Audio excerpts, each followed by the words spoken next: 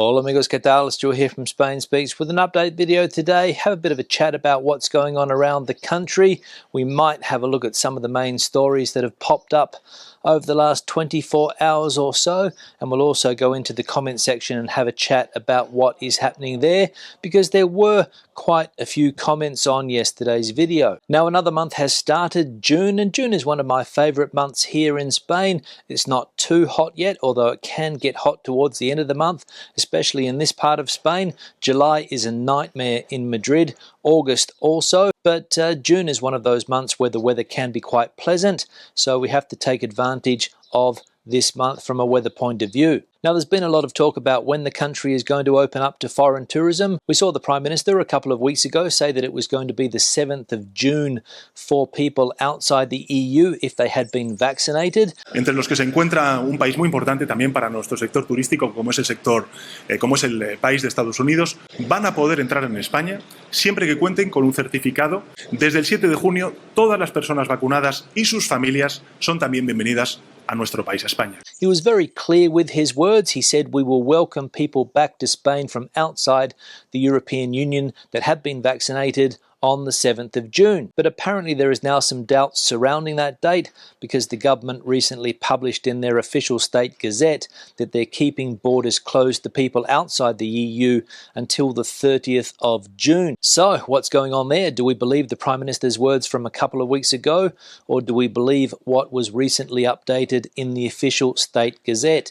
Time will tell, but as we know, we're getting closer to that June 7 date, and I'm sure that there are lots of people that have planned a trip to Spain from that date on. But we'll have a look in the comment section, because there were a couple of comments about this. Now there's some good news here in Spain today, and it is that the job market has recovered a little bit. Since the state of emergency ended a few weeks ago, the economy, as we know, has opened up a bit and jobs have been created, and some people that were in furlough schemes, or they might have lost their jobs temporarily, have now gone back to work, so good news there. And if we go into one of the newspapers, El País, we'll see a headline about this, and we can see here the end of the state of emergency has given a boost to employment in May, 130,000 fewer unemployed and 212,000 more workers. So the economy here in Spain slowly starting to recover. Now more news on the wearing of masks outdoors here in Spain. As we all know, mask wearing here in Spain is compulsory both indoor and out, but the debate about compulsory mask wearing outdoors is starting to pick up heat, and various autonomous communities around the country are saying that most likely in the month of June or July they will drop this mandate. Castilla-La Mancha came out the other day and said something similar. In Valencia they are now talking about this as well. As we can see from this headline here, the Premier of the Valencian community, Mr. Puig, is quoted here as saying that it's reasonable to be able to take off your mask outside but not inside. And I think the majority agree with statements like that yes, it's going to be necessary to wear a mask indoors if you go to a crowded shopping centre, supermarket, or any other indoor public space. But if you're outside and can maintain a safe social distance, what's the point of wearing a mask? So as I have been saying over the last few days, common sense is now starting to come into this debate. And there's some more good news if you are in the Valencian community, and it is that the curfew that you currently have in place there is going to be removed from the 7th of June. I think Mr. Puig also announced this earlier today, or maybe yesterday. So these restrictions that we have had in Spain since October or November last year are being lifted around the country. And I think the government has also given permission for nightlife around the country to be open until 2 a.m. Now there's lots of debate about the price of electricity here in Spain at the moment. As I mentioned the other day, Spain currently has record high electricity prices, and there has recently been a change to electricity tariffs and the way electricity is charged here in Spain. Depending on the time of the day you use your appliances, it's going to affect your electricity bill either positively or negatively. And as I said the other day, it's going to cost you a lot more money to do the ironing on Thursday at 10 a.m.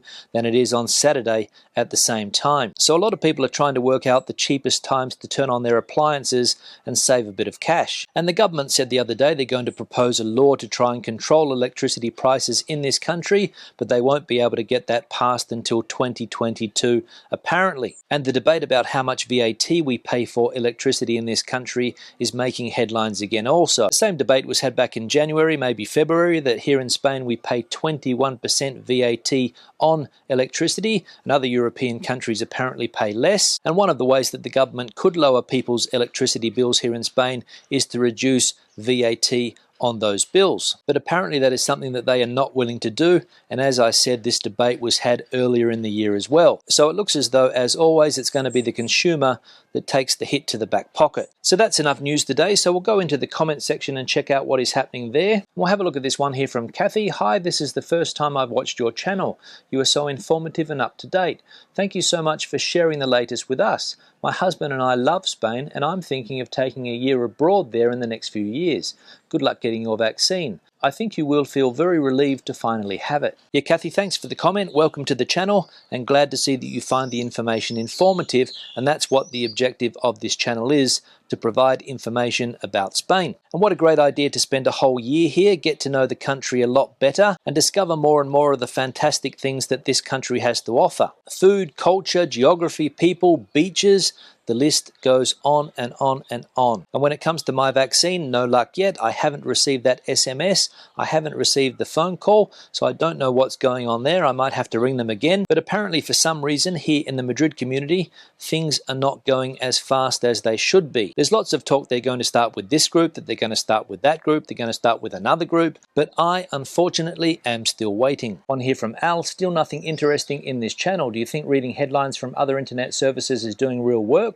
Aren't you tired of offering a dull product? Do you think there is any merit to earn my subscription? No, no, no. Besides, I don't want to be a member in your club of vaccinated zombies. See you later, Al. Have a good life, mate. One here from Yamalia. Hola, Stuart. I am from Florida.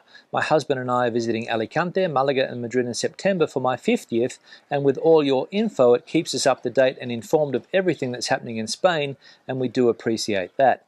Hopefully this trip will guide us to where we want to live when we move there at the beginning of next year. Congrats for your 50,000 followers, and keep the negative vibe away from your channel is the best way. Hasta luego, muchacho. Yeah, Yamalia, thanks for the comment. I'm glad to see that you also find the information informative, not like the previous person. And good luck with your trip here later in the year to celebrate your 50th, Madrid, Alicante, Malaga. And I'm sure that you will find a fantastic location here in Spain to move to when you do that next year. And when it comes to the negative comments, you're right, better to ignore those negative vibes. But that one that I mentioned before, I just had to show it. One here from Peter. Hello, Stuart. I've been following your updates and would like to ask if the Spanish government has provided a rationale for their retracement of allowing fully vaccinated tourists to enter the country starting June the 7th. It is now apparently June the 30th. We are from the US and had changed our flight to arrive in Madrid on June the 13th, but it now looks like our trip won't happen. Wasn't Spain desperate for tourism income this summer? In the US, 40% of the population is now fully vaccinated, so I don't understand the rationale, but again, I have been told it's impossible to figure out the Spanish government's policies. Keep up the great work. Yeah, Peter, thanks for the comment, and to be honest, I didn't know about this until I read your comment and the link to the publication that you provided in another comment. And unfortunately, it all seems a little bit too vague, because the headline in the article that you posted there says, has the Spanish government backtracked? Asking the question because it's not very clear and a little bit vague. We saw the Prime Minister a couple of weeks ago, as I mentioned, he said the country was opening as of June the 7th, but then the government extends in the official state gazette the ban on travellers from outside the European Union until June the 30th. So what's going on? And today, June the 2nd, we don't really know. So hopefully this is going to be clarified over the next few days, or does this go down as yet another case of misleading information from the Spanish Prime Minister, Mr. Sanchez? Time will tell. And finally, one here from JCS. Congratulations, Menorca. Any chance you can pass on the antidote for your success onto all the local mayors and local governments who run mainland Spain? Yeah, JCS, thanks for the comment. I'm sure that other parts of Spain could learn from Menorca, but then again, Menorca is an island with a fairly small population, and really it has nothing in common with mainland Spain. But there are other parts of mainland Spain that have done very well keeping the virus under control. The Valencian community, for example. Murcia has also done quite well. Some other parts of the country in the north, Galicia, for example, has also done quite well, but there are some parts of the country that have done very badly trying to contain the coronavirus. But as we know, Spain has one central government and 17 autonomous governments, so things can get a bit confusing at times. On that note, I'll start to wrap the video up. Questions and comments, please leave them in the section below. Debate the situation out as you normally do. Give the video a thumbs up if you liked it, thumbs down if you didn't. I'll see you in the next one. Hasta luego.